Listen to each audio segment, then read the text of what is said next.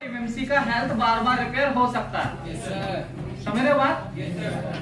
यहाँ पर एक फोन मैंने कनेक्ट कराया हुआ है ओप्पो का और ये आईएसपी से कनेक्ट है। आईएसपी से ही ये कनेक्ट है। देख रहे हो आप? देखो यहाँ पे डायरेक्ट एमएमसी आईएसपी दिख रहा है, इस पे टिक हुआ पड़ा है। तो मैं देखो इसको आइडेंटिफाई करता हूँ। तो आइडेंटिफाई करने के बाद ये फोन डिटेक्ट हो गया।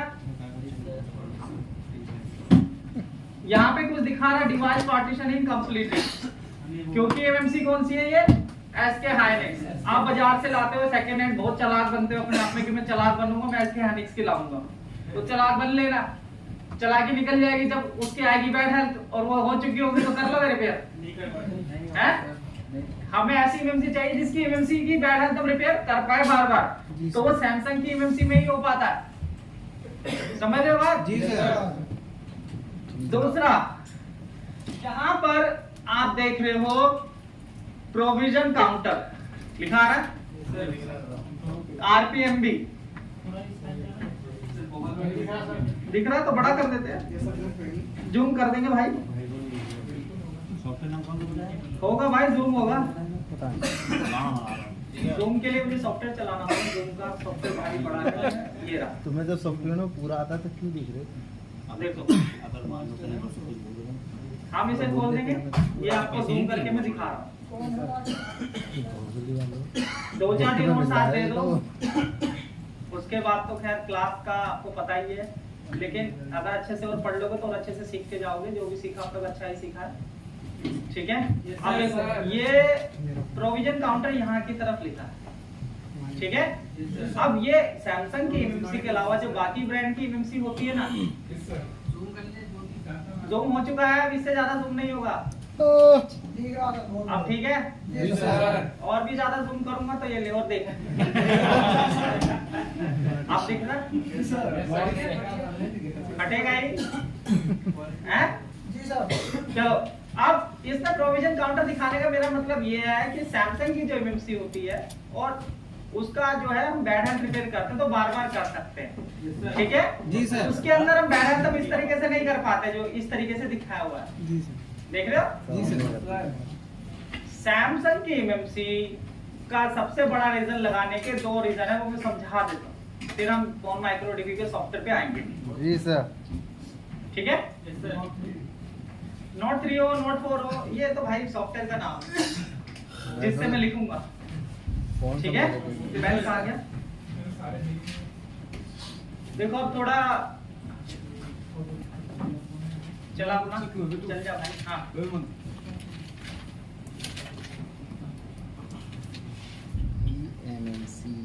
MMC change. ठीक है जी सर। एक अपना सीपीयू होता है जो दोनों आपस में एक दूसरे से और एमएमसी दोनों एक दूसरे से जुड़े हुए होते हैं। जी सर। एमसीपी या एमएमसी। ठीक है।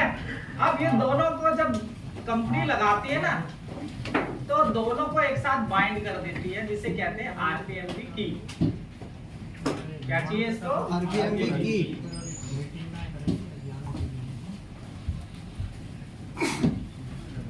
Replay protected memory block. सवाल आने से पहले फुल फॉर्म बता रहा हूं। ठीक है।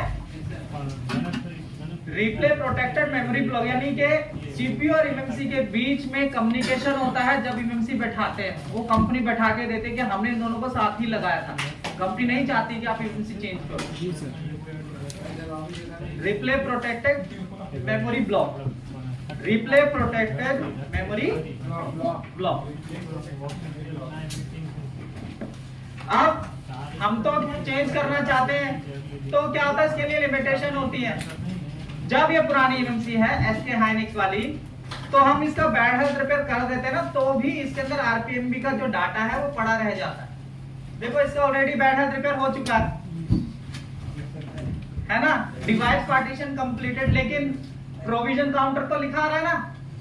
प्रोविजन काउंटर लिखा आने का मतलब ही यही है कि इसमें पुराने सीपीयू का डाटा अभी भी है। लेकिन जब हम एमएमसी चेंज करेंगे तो सीपीयू पहचान लेता है कि एमएमसी चेंज हुई है और फोन को बूट कराने नहीं देता है। फोन को बूट कराने नहीं देता। ऐसे में हमारे पास सैमसंग की एक एमएमसी होती है जिसके अंदर जो आरपीएम भी होता है वो साफ हो जाता है, यानी क्लीन हो जाता है। तो इसीलिए एक तो ये वजह है कि सैमसंग की एमएमसी लगानी, क्योंकि उसका आरपीएम भी यानी सीपीयू से जो लॉक है वो क्लीन हो जाता है, और दूसरी वजह ये है कि उसका आरपीएम भी बार बार वो आप हेल्थ रिपेयर बार बार रिपेयर कर सकते हैं। दो वजह है जो सैमसंग की एमएमसी में लगानी होती है, ठीक है। अगर हम किसी और ब्रांड की एमएमसी लगाएंगे तो उसका बैड हेल्थ रिपेयर नहीं कर पाएंगे और वो ज्यादा दिन चलेगी भी नहीं। अगर किसी तरह लगा भी दी, चल भी गई तुक्का लग के, ठीक है। तो जिसके अंदर आपको अब अगर आप चेंज करोगे तो हमेशा कभी भी चेंज करोगे तो सैमसंग की ही एमएमसी लगाएंगे, ओनली सैमसंग एमएमसी चलेगी। किसके? अच्छा, सैमसंग का ओनली सैमसंग लगेगी ना भाई। एसके हनीफ का नाम ही कहाँ है, निकाल के एसके हनीफ हटाओ साली को, अब लगेगी सैमसंग। चाहे मॉडल कोई सा भी हो, चाहे मॉडल कौन सा, समझ रहे हो बात? सर हाँ जी, आप सैमसंग की ही एमएमसी चलेगी। और सबका ध्यान है ना क्लास में? जी सर।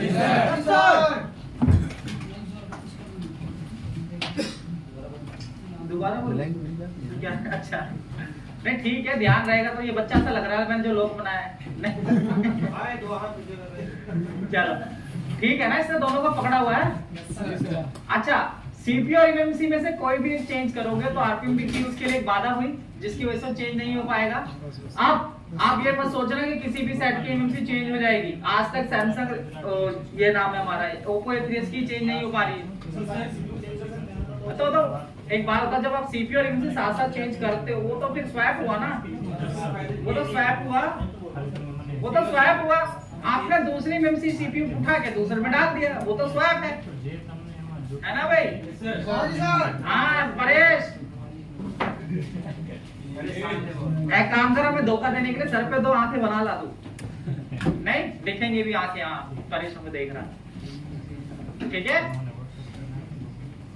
वजह पता लगा कि सैमसंग की ही एमएमसी क्यों लगेगी? क्योंकि पुरानी जो एमएमसी अदर ब्रांड की एमएमसी, उनको आप चाहे कितना ही बैड हेल्थ रिपेयर कर लो, उसके अंदर पुराने सीपीयू का डाटा रह ही जाता है, चाहे किसी भी साइड से आपने उठाई हो, फिर वो डाटा उसको लॉक कर दे में ही रहता है, और फिर वो दूसरे एमएमसी के साथ मैच, सीपीयू के साथ मैच नहीं होने देगा और आपका सेट बूट नहीं करेगा। जी सर। तो 2 वजह, दूसरी वजह यह है कि बार बार हम उसकी बैड हेल्थ रिपेयर कर सकते हैं, ठीक है। अब आते हैं फोन माइक्रो डीबी के सॉफ्टवेयर पे, जो मैंने ऑलरेडी खोल लिया है, ठीक है। देखो ये सॉफ्टवेयर हमारी काफी मदद करेगा, एमएमसी का काम हो, चाहे यूपीएस का काम हो, चाहे किसी भी तरीके का काम हो, तरक्की रिसर्च चलता रहता है। आज को मान लो कि A3s की फाइल नहीं आई है, कल सुबह ही लॉन्च हो जाए, हम मना कर रहे थे हम झूठे साबित हो जाए, तो अपडेटेशन तो चलती रहती है ना। आज को किसी मॉडल की एमएमसी चेंज नहीं हो पाती, कल को होने लगी। इनके काम में डेवलपर लगे हुए होते हैं कोडिंग क्रैक करने में, ठीक है। तो ये मत सोचना कि जो आज नहीं हो रहा वो कल नहीं होगा, जी सर। ठीक है। दूसरी बात यह है कि जितना भी सॉफ्टवेयर के अंदर इसमें इसका काम ये है कि इसके अंदर ये बताने का काम रहता है ये सॉफ्टवेयर से कि ये मॉडल में ये वाली सैमसंग की एमएमसी आप लगा दो। दिखाता है बाकी ब्रांड भी कि ये साथ में आई थी, लेकिन हमें कौन सी लगानी है? सैमसंग, ठीक है। अब जैसे एक के दिमाग में कीड़ा कुलबुलारा हुआ कि रेडमी नोट 8 का ही दिखा दो, क्योंकि उसने मेरी जान खा रखी, तो वो रेडमी नोट 8 ही खोल रहा हूं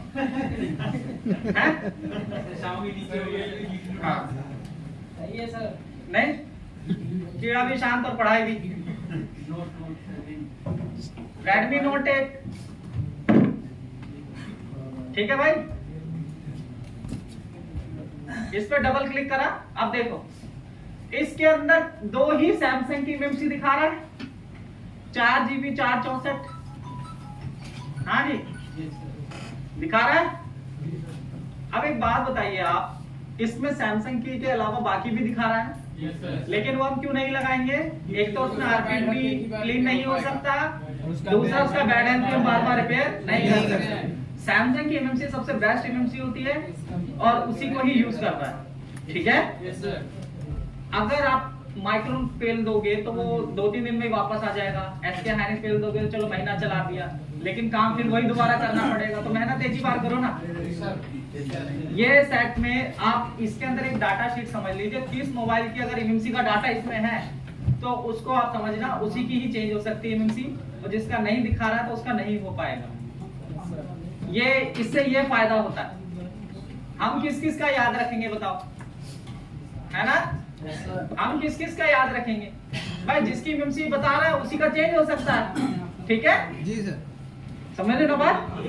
ये डाटा है, इसको इंस्टॉल कर लेना, आपको चल जाएगा। अब ये कह रहे मेरे पे चला नहीं, तो खुद ही बता दिया ना, फेक ईमेल जनरेट किया था, है ना?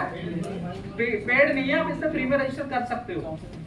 मैंने बताया भी था कि बार-बार ईमेल आईडी करके आप इसे करते रहना। अच्छा, अब इसके अंदर क्या दिखा रहा है? ये 2 सैमसंग की दिखा रहा है ना? Yes sir. इनमें से ही कोई चूज करनी है। अब आपको कोई नंबर मैच कुछ नहीं करना, जो यहाँ पे नंबर लिखा है इस नंबर से एमएमसी लेनी है, जो लिखा ना KMDH ऐसा करके, तो ये एमएमसी एसके हाइनेक्स थी तो थी, अब क्या करना, तो सैमसंग लगेगी, ठीक है? फोटो खींच सकते हैं, ग्रुप में डाल सकते 6 मॉडलों को हम लगा सकते हैं। हैं? 6 मॉडल कौन से? देखो ऊपर वाली तो सैमसंग है, लेकिन ये नीचे वाली तो ना एसके हाइनेक्स की है, और ये माइक्रोन के तो लेंगे नहीं, यही तो बता रहा है ये सजेशन में। हाँ, इसमें दिखाया, अगर दिखाता तो 332 भी ले सकते हो, ठीक है? हाँ, ये समझ आया? अब इसको मान लो ये सॉफ्टवेयर हमारी और क्या क्या मदद करेगा। मैं ये एमएमसी लगाना चाहता हूँ, मेरे को देखना ये मेरे पास स्क्रैप कुछ पड़ा है, लगा देंगे भाई, घर से ले आएंगे उसके। भाई नहीं लगेगी, नहीं दिखा रहे तो सब लग जाएगी। आप देखो इसमें मैंने डबल क्लिक किया एमएमसी पे, तो ये एमएमसी के बारे में बता रहा है, और यहाँ पे जाएंगे कंपैटिबल में, तो इसने ये भी बता दी ये एमएमसी इस मॉडल में मिलेगी, है? यहाँ Realme, टेक्नोस्पार्क, Xiaomi Note 9 उसमें एमएमसी मिल सकती है, जरूरी नहीं है मिले। कंपनी का भरोसा नहीं, तो पैसे बचाने के लिए माइक्रोन की बैठा देती है सर। Redmi Note 10 ठीक है? हाँ, Redmi Note 10 Redmi Note 10 मिला कहाँ था, भूल गया क्या? नहीं मिला था। फिर अब आप पैदा हो जाएगा, देख लेते हैं भाई। अरे यार मैं आपको सॉफ्टवेयर बता दिया, जिस मर्जी का देख लो आप, है ना? अब देखो Redmi Y2, पहले Redmi 6 से देखते हैं, क्योंकि ना क्लासिक मॉडल है। 6 Pro देख लीजिए सर। नहीं, मैं नहीं देख रहा। नहीं, इसमें पता मैंने क्यों खोला? इसमें अलग अलग एमएमसी कैटेगरी की है, 2 GB की भी दिखा रहा है, 16 GB भी दिखा रहा है, 32 GB का भी दिखा रहा है इंटरनल स्टोरेज, 64 भी दिखा देगा ये। तो इससे क्या होगा, जो अगर आपको अपग्रेड करना है तो 64 वाली एमएमसी उठा ली, 16 की, हाँ तो लगा सकते हैं। ये है ना, इसमें आपको ये बता रहा है। हाँ, अपडेट अगर करना चाहते हो तो अपडेट भी हो जाएगा इसमें, 3, 4, 64 भी बन सकता है 6 से। देखो ये वाली एमएमसी लगा दोगे तो झेल लेगा, जब दिखा रहा था झेल लेगा, समझ रहे हो? तो मतलब ये सॉफ्टवेयर काम का है, जिसका हो सकता है ये वो भी बता देगा। अब आपका सवाल क्लियर हो गया होगा, अपग्रेड कर सकते हैं या नहीं, हो गया? इसके अंदर देखो 216 भी बना सकते हो आप, एमएमसी उठाने की देर है वही वाली, और अगर 464 बनाना है तो भी एमएमसी उठा लो।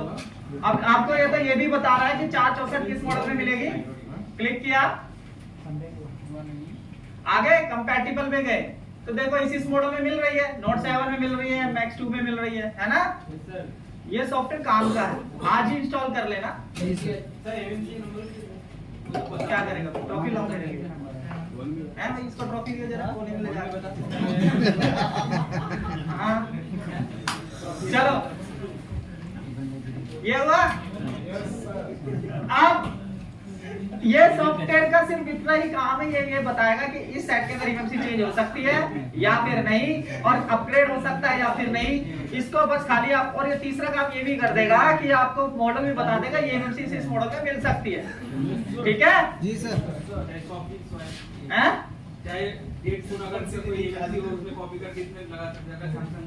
अब देखो पहले तो एमएमसी चेंज कर ली, इतना समझ आ गया। अब इसका काम खत्म, सॉफ्टवेयर को आप देख लेना। अब हम आते हैं एमएमसी चेंज प्रोसेस पे। देखो हमें जब भी एमएमसी लेनी है तो उसका बैड हेल्थ रिपेयर करके ही लगानी है ताकि वो उसका चांस ज्यादा रहे। मान लो आपने सैमसंग की एमएमसी ढूंढ के ले आए लेकिन उसका हेल्थ जो था 50-60 था, तो आप उसको 10-10 पे तो लाओगे ना, तभी तो लगाओगे ताकि ज्यादा चले। तो हमें उसका क्या करना, सैमसंग की एमएमसी को चेंज करना, मतलब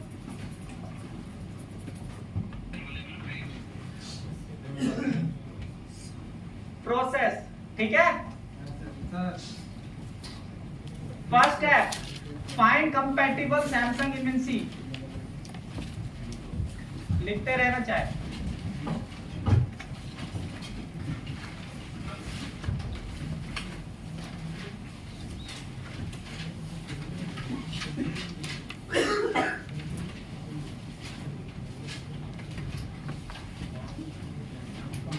Samsung MMC phone micro DP यहाँ पे लिख देता हूँ, है ना, भूलोगे नहीं। ये बी लिख दिया मैंने। Samsung MMC phone micro dB, अब ठीक है ना। MMC change process find compatible. अच्छा कंपैटिबल 2 बार आ गया क्या? कोई नहीं, एक बार इरेज कर देते हैं।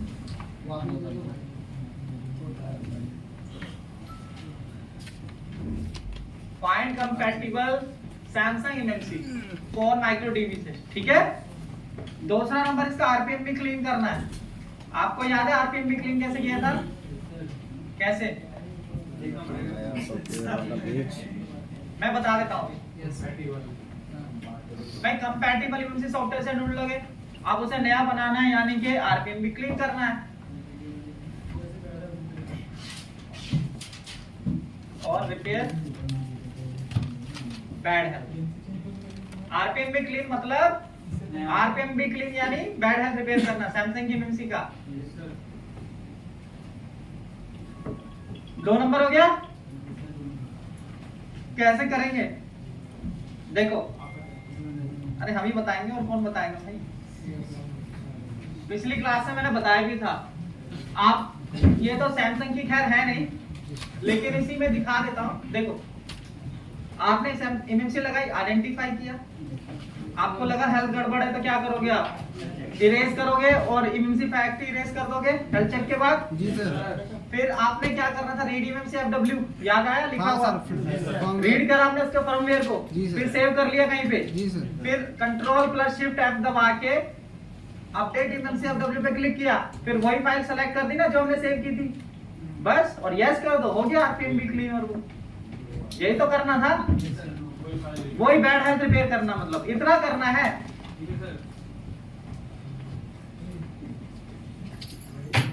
अब आपकी एमएमसी तैयार है मोबाइल फोन में लगाने के लिए, लेकिन आपको तीसरा स्टेप क्या करना है, बूट कॉन्फ़िगरेशन सेट करना है, या तो राइट डंप करना है। अब आपको बस अजीब डंप राइट जो हमने रीड किया था पुरानी एमएमसी से, right dump and security files, ठीक है।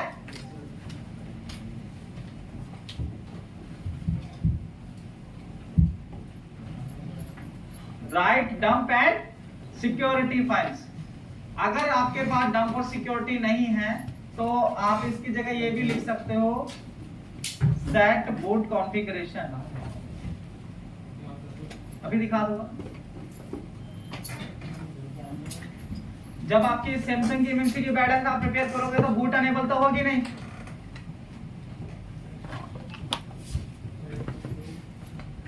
है ना। जब आपकी सैमसंग की एमएमसी की आप बैड हेल्थ रिपेयर करोगे तो थोड़ी ना वो बूट अनेबल होगी। बूट अनेबल करना कैसे होता है, एक बटन दिखाया था मैंने आपको, कॉन्फ़िगरेशन और सेट बूट कॉन्फ़िगरेशन। देखो ये है हमारा, दिखा देते हैं। देखो ये एमएमसी चालू है तो यहाँ पे क्या लिखा रहा है, user area enable for boot, क्योंकि क्वालकॉम का सीपीयू है ना।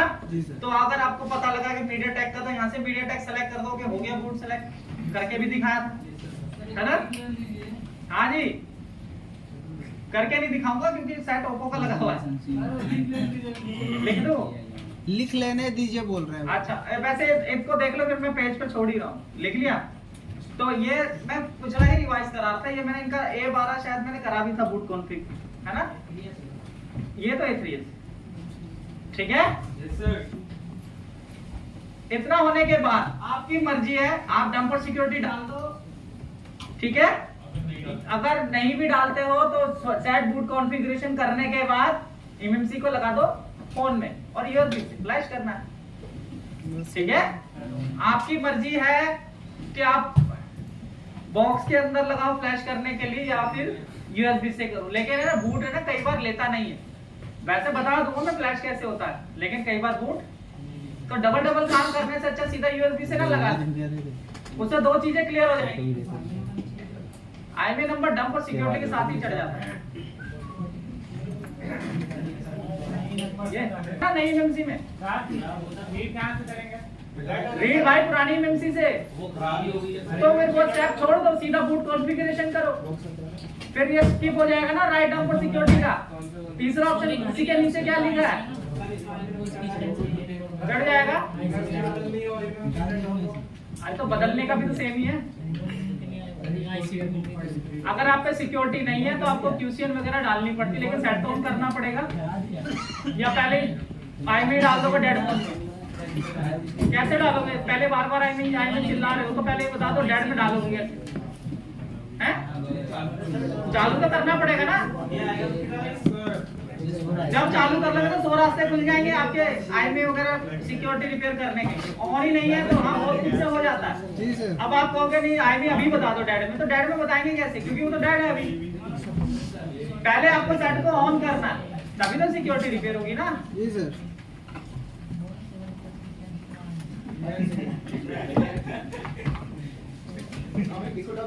आगे नहीं गए, आगे चलेंगे। तरीके लिखते भी हैं, मना भी करते हैं, हमें सारा आता है। तो काम रिलोडिंग देख रहा हूँ, उसकी अलग ही अपनी फिल्म चल रही है। तो आपको वो उसका बूट कॉन्फ़िगरेशन सेट करना है, MMC बोर्ड में लगानी है और USB से फ्लैश करना है। स्टॉक रोम से फ्लैश करना पड़ेगा। अब स्टॉक रोम क्या होती है, जो फोन की फर्स्ट वर्जन, सबसे पहला अपडेटेड नहीं, सबसे पुराना वाला फर्स्ट, ठीक है। उसी के अंदर डेड बूट रिपेयर फाइल्स होती है, इसलिए उसको डालना है। तो उसको हम पहले से UEFI से बॉक्स से नहीं कर सकते हैं, लेकिन फिर भी बूट नहीं किया तो करना तो फिर भी पड़ेगा ही। फिटिंग करनी है। वो मैं समझ गया, लेकिन वैसे टाइम ज्यादा लेता है कई बार। तो क्यों ना हम USB से करें तो फास्ट काम होगा। देखो अगर USB से करते हो उससे दो फायदे होते हैं। एक बात बताओ, UEFI में लगे रहेगा फ्लैश कर दोगे, ऑन करने के लिए तो लगाना पड़ेगा, लगाना पड़ेगा ना। आप USB पे आप फ्लैश करने से ये फायदा होगा, आप सिर्फ MMC सही बैठा दोगे तो फ्लैशिंग भी हो जाएगी, पता भी लग जाएगा MMC सही बैठी है। समझ रहे हो बात? और मैंने सभी कई सेटों में देखा USB से फ्लैश करना ही पड़ता है, UEFI से फ्लैश करने के बाद भी। मतलब अगर यहाँ से अगर कोई नहीं लेवल कुछ 0 है, हाँ, तो हम फिट करके और फिर USB से चढ़ाएंगे। हाँ चढ़ जाए, यही तो कह रहा हूँ मैं। अगर बिल्कुल आपके पास उसका बूट कॉन्फ़िगरेशन है तो सैमसंग के फोन में डंप डालना पड़ेगा, लिख लो कोने में, क्योंकि उसे डाउनलोड मोड में डालना जरूरी है। हाँ, तो इसलिए उसमें डंप डालना ही पड़ेगा आपको। सैमसंग के फोन में ये जो मैंने बताया ना, MediaTek और क्वालकॉम में चल गया था ब्रांड में, इसके अंदर आप सेट बूट कॉन्फ़िगरेशन करोगे तो चल जाएगा। जिसको बात करना है बाहर जाके बात करो कृपया। आगे तो बात कर रहा बात। देखो सुनो मेरी बात, देखो डंप आपको नेट से मिल जाएगा, मैंने डाउनलोड करके भी दिखाया था। अगर आपके सैमसंग की MMC का बैड हेल्थ रिपेयर कर रहे हो और उसका बैड डेड बूट रिपेयर कर रहे हो तो उसमें डंप डाल दो।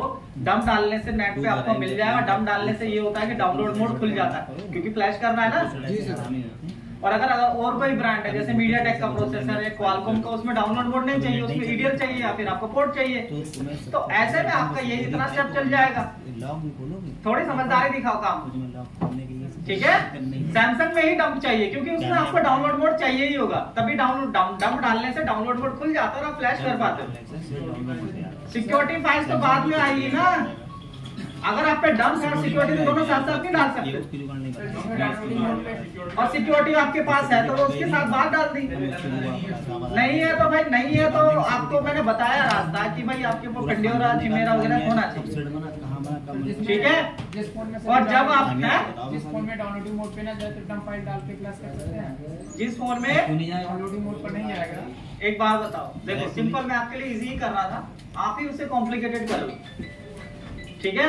मैंने आपको केवल सैमसंग में कहा है कि डम डाल के काम चलाओ, उसमें डाउनलोड मोड चाहिए होता, बाकी सेटों में नहीं चाहिए होता डाउनलोड मोड। तो उसमें पूरा फ्लैश, उसमें फ्लैश भी मत करो, डंप भी मत डालो, क्योंकि सिक्योरिटी डालने के लिए डंप चाहिए, समझ रहे हो बात। मान लो आपने किसी सेट की एमएमसी बदलनी है, आपकी किस्मत अच्छी थी, आपको डंप भी मिल गया और सिक्योरिटी भी मिल गई, ठीक है। अपर एमएमसी चेंज करनी पड़ेगी क्योंकि एमएमसी रिपेयर नहीं हो पा रही है, पर सिक्योरिटी और डंप है। अब आप क्या करोगे, आप पहले डंप डालोगे तभी तो सिक्योरिटी डाल पाओगे। तो डंप और सिक्योरिटी इसलिए डालते हैं क्योंकि जब तक डंप नहीं डालोगे तो सिक्योरिटी की फाइल्स के लिए पार्टीशन नहीं मिलेंगे उसको, इसलिए डंप और सिक्योरिटी पहले डंप डालता है और उसके बाद सिक्योरिटी डालती है। अब आपके पास सिक्योरिटी नहीं है तो डंप डाल के फायदा क्या है ना। डंप डाल के फायदा क्या है, अगर आपका सैमसंग है तो डंप डालना पड़ेगा क्योंकि डाउनलोड मोड चाहिए। लेकिन अगर कोई अलग ब्रांड है तो उसके अंदर आप केवल बूट कॉन्फ़िगरेशन सेट करके यूएसबी में बैठाओ और यूएसबी से स्टॉक रोम पे फ्लैश करो, इतना समझा रहा हूं मैं आपको, है ना। आप खुद ही कॉम्प्लिकेटेड कर रहे हो चीजों को। जरूरत केवल सैमसंग में ही होती है डंप की मोस्टली, ठीक है। समझ आया अभी? जी सर। कौन है यार ये बातें कर रहा है जो? सर पीछे बातें हो रही हैं, वही मैं पूछ रहा हूँ। वही तो मैंने वो भाई रिपेयर भी तो कर रहा है इसलिए बातें कर रहा होगा, बाहर भी नहीं जाएगा वो। तुम्हारे क्लास में क्यों जाएगा वो बाहर? उससे भाई यूफाई से ज्यादा इंपॉर्टेंट काम उसकी रिपेयरिंग है, क्योंकि कहीं ना कहीं से ना आवाज आ ही रही है। कोई कहीं बोल रहा है, जैसे यहाँ ये मोबाइल है तो डंप डालना पड़ेगा ताकि डाउनलोड मोड तक खुल जाए, ठीक है। उसके बाद आपको flash it by install MMC on board, इसके बाद क्या लिखना, चौथा नंबर प्लस कितना नंबर हो जाएगा, चौथा। 4 नंबर सर। 4 सही बनाए दो, पास की तरह दिख रही। ये 4 कम 5 ज्यादा लग रहा है। सर चौथा नंबर रह गया, चौथा ही तो नंबर है ये, तो 5वां चौथा है। अच्छा सर। अच्छा 4 ऐसे बनाया मैंने, ये चौथा नंबर है। Install MMC on board and flash it with stock ROM, ये चौथा ही तो स्टेप है भाई, स्टॉक रोम, ठीक है जी। हाँ जी सर। एमआई के मोबाइल से वो चल जाएगा, चल रहा है वो, चल रहा है, चल गया, ठीक है। देखो स्टॉक रोम से सबको फ्लैश करना था, क्वालकॉम है तो रो प्रोग्राम चलेगी, मीडियाटेक है तो स्केटर चलेगा, और यूनिसॉक है एसपीडी है तो पीएससी चलेगी, ठीक है ना। जी सर। चौथा नंबर इसके बाद स्टॉक रोम डालने के बाद आपको क्या करना है, देखो स्टॉक रोम, ये जो प्रोसेस है, ये जो प्रोसेस है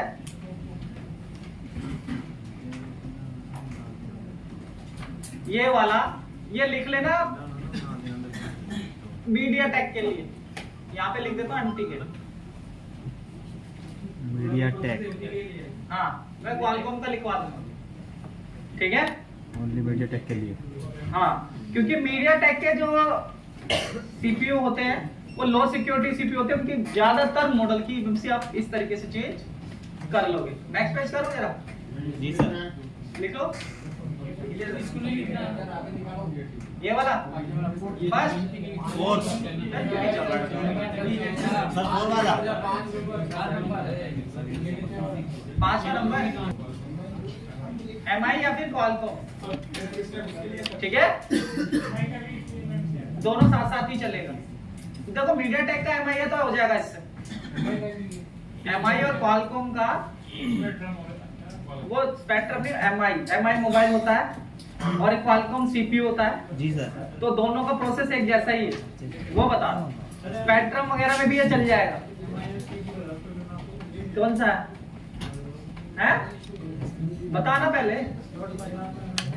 मैंने क्या कहा है, अगर जिस सेट का डाटा है चेंज होने वाला उसका 4 माइक्रो डीबी में दिखा देगा, उसी का हो पाएगा ना, सबका नहीं हो सकता है। 4 माइक्रो डीबी पे यूज करके तो देखोगे कौन से मॉडल सपोर्टिव दिखा रहा है। जी सर। नहीं, 5वां नंबर इसमें रहने दो, डन हो गया है। डन का है ना, इसके बाद यहाँ तो चल रहा, टच क्यों नहीं चल रही?